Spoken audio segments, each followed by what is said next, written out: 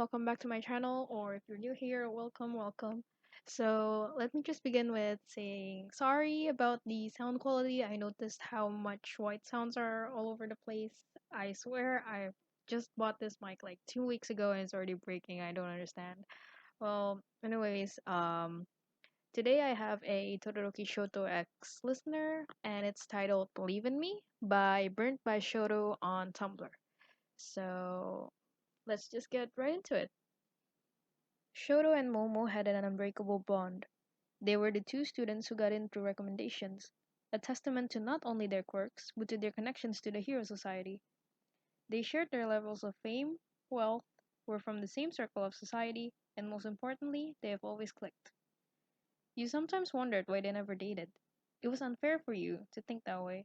After all, Shoto was your boyfriend. Yet, when you were in situations like this, your thoughts took a dive into insecurity. Jealousy, insecurity, and bitter feelings. You were good at keeping them down. It was because you didn't want to be that kind of a girlfriend. But they were often insufferable together. It was most often hard studying with them. Shoto always seemed to ask for help, and you got what he did. Momo, of course, had a higher ranking than you did, but you still outranked him. Why did he never ask you? Or the way they always paired up together during Hero Basics training when given the option. The two of them often getting the highest marks in the lesson. Or even the way Shoro talked about Momo. Pure respect and admiration laced his tone.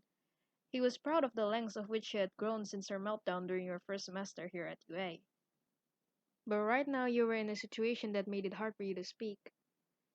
The two of them were analyzing the situation before them with intensive whispering. The three of you were in a group together for midterms in your final year here, and you were feeling neglected. They stood analyzing how to get the best success from this test, a simple task that required them to save the civilian from a building crawling with villains. Momo was a strategist. You knew that. She had a very capable quirk, but always acted more of a support rather than an actual hero.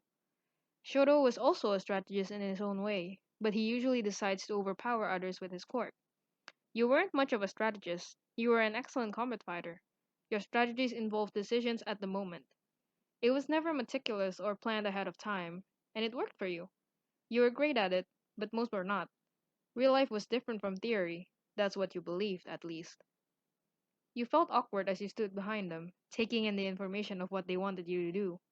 You did not feel included in this strategy whatsoever. You didn't agree on some parts of the strategy, and you had even voiced your thoughts. You had stated that even though it was indoors, doesn't mean that all the villains would be smart. But the two of them ignored your concerns, ruling it out as none of your lessons gave you chaotic villains indoors. I don't like the strategy, you whisper to Shoto again, as Momo is doing one last mental recital of the game plan. Why would the last floor not have guards? Plus, the entire no making noise thing is bull. Momo is a great strategist, but you can't expect us not to make any noises. I know you don't like that part, Shoto sighs. Shoto knows the vast majority of what they're asking of you goes against most things you've always done. You were a fighter, you weren't a capturer, yet they wanted to have the stealth of someone, like Hagakure by the sounds of it. But it does make sense, and Yororozu's plan, it's the best one we've got. That's not what I'm saying, you try again. It's that I don't see our teachers. Todoroki-san, I have one final concern, Yorozu exclaims, and Shoto squeezes your shoulders before he turns around. Your heart fell as they arranged the last details. They re-explained everything to you, and you nodded even so. Momo flashed a thumbs up to wherever your teachers would be watching. You guys were the last ones to wrap up your plan after all. The siren blared, and you followed behind Momo as the three of you took off. The beginning position was a straight line, using Shoto's eyes to your advantage. He would first freeze any of the villains on the same floor they were on, so not to alert the villains of them coming. Momo was in the middle. She would provide any changes of action and anything the two of you may need to make sure that this was a smooth run. You made up the back. You would take down anyone else who may have been successful in getting trapped. So far, things had worked out fine. The three of you continued clearing floors with little to no issue. Begrudgingly, you had to admit Momo had been right. Still, there was something about all this that made you uneasy. As you continued climbing, you couldn't help the guilt that soaked through your bones, because so far Momo had been correct at every call. It was the 20th floor and you hadn't been needed once, and to be honest, you were zoning out. Momo had been assisting Shoto for the most part. creating loud noises as diversions for Shoto to capture them. Shoto would then use his fire as you climbed the staircases. Soon all you did was follow behind them. You hadn't been needed once. It isn't until floor 27 when something happens. A sudden yell from Momo alerts you, and a large piece of concrete is hurling down towards you. With no time to dodge, you tense your body as it crashes into you. You're sent flying, and you gasp as it hurts to breathe. You get up to your feet as you peer at the villain in front of you. A clone of Cementos, but with an anger issue that made Bakugo seem like Mr. Pan. You look at Momo and Shoto, who are halfway towards the stairwell. Their bodies ready to fight, and you wave them off. You had this covered. They needed to save up their quirks anyway. They nod as they turn and leave. You could feel the discontent in Shoto as he disappears into the stairwell. The battle between you and Cementos is loud and ugly. You try your best at keeping this quiet and secretive, but he continues to rip concrete from the walls, hurling it towards you without breaking a sweat. It takes a while, but you finally manage to reduce the Cementos into a ragdoll. Someone could make copies of people as long as they made a doll that looked like them. So that was what the villains were in this. But your eyes focused in on the damage around you. Smart villains your ass. You took off running after your team, and you winced at the feeling of the bruise that was soon to form on your ribcage. The next two floors have been cleared in the time it took you to catch up. Currently, Momo and Shoto were facing off every single teacher at UA, their backs towards you. I thought we agreed to make battles silent, Shoto yelled at you as you entered the 29th floor. There's an annoyance on his face as his quirk deletes and he's forced to dodge a wave of attacks. Your eyes are on Momo, who is trying to get herself out of harm's way, but as you said before, she wasn't quite the best on-spot fighter. So with a tight throat, you raced in to help. It took another 5 minutes of intensive fighting. Finally, the three of you panted at the sight of lifeless dolls now scattered before you. Momo had an injury though. She had taken a rather nasty punch from an All Might doll that you had overwhelmed earlier. You thought you had it defeated, but you were wrong on that assumption. Shoto has her arm around his shoulder. He was silent as you went to the staircase, and you followed afterward, with your head low. At the top floor, Present Mike stood bound to the chair, alone, and excited to see the three of you. You sighed as Momo untied him, but something didn't feel right. You couldn't understand why there was no alarm for your victory. You may not be a strategist, but your damn instincts were fantastic. Something was moving in the shadows. Your skin crawled as you heard something whisk through the air. It seemed that both Momo and Shoto had finally caught up to where your thoughts were, yet you were the only one to react to the knife that was coming towards Momo. You intercepted the knife with your body as you topple over from the hit. Why was UA so merciless? Damn, Heavy Recovery Girl made these matches brutal sometimes. Your eyes scanned the darkness of the room. Present Mike's yapping makes it hard for you to focus, but you suppress his voice. The voices of Momo and Shoto now silent in your ears. Nothing they could say was going to fix the fact that they had been wrong, and that you had been right. You moreover wanted to be the team that won. Then you hear it, the slight clicking that made your skin crawl the first time. Sending your energy to your hand, you used your quirk, sending it out. Your energy materialized, glowing as it held a Principal Nezudo by its throat, a machine in his hand. The alarm sounds. Team G has passed. You don't turn around to your team members, who are most likely concerned for you. It's too much, so you walk away, knife still embedded in your side, bruises scattering your body, and pride hurt. You ignore their calls as you head to the stairwell. You knew that Shoto was going to help Momo down anyways, as he always did, and as he always will. You flinch as Recovery Girl slams her shot onto your head. You need to find a better way of stopping knives that isn't with your body. She huffs, her face red and angry as she stares at you.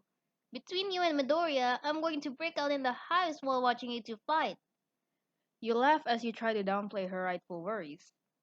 You have been known to stop flying projectiles with your body after all. It makes me feel superheroic. You tease her as her hands tighten the bandage around your torso, the force of it making you flinch. Heroic? More like idiotic. You're going to get yourself killed. Well, they weren't listening to me anyway, and Yamamomo was hurt. I didn't have the energy to use my quirk at the moment, and I couldn't let her get hurt.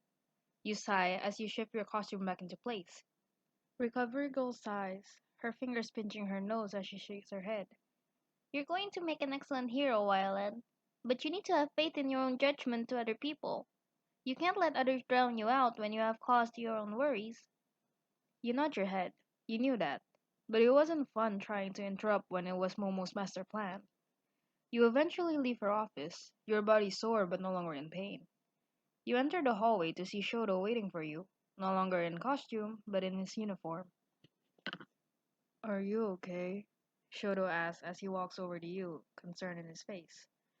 His fingers graze your face, but you turn your head. You didn't want this from him right now. A short sigh escapes his mouth as his hands drop to his sides again. I'm sorry. You blink away your tears as you stare at him. For what, Shoto? For a lot of things. Shoto has a sad smile as he runs a hand through his locks. First, for yelling at you today. That was unacceptable of me.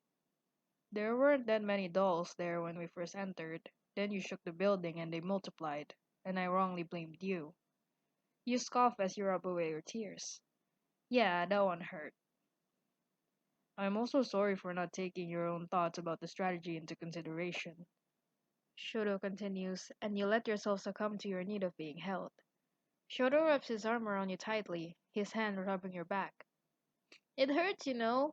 Your voice cracks as you shake your head against his warm chest. You're my freaking boyfriend, but sometimes you don't care about anything I have to contribute. You believe y'all almost so much, and I don't blame you. It's just so annoying when you don't believe me the same way. I'm sorry. But are you? Are you saying this to make me feel better right now, or do you genuinely mean it? Shoto, I know you love me, and that's not where my issue is here.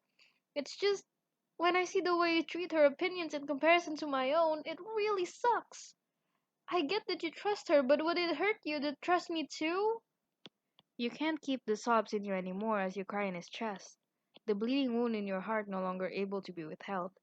You're tired of feeling insecure to a girl you knew Shoto didn't love.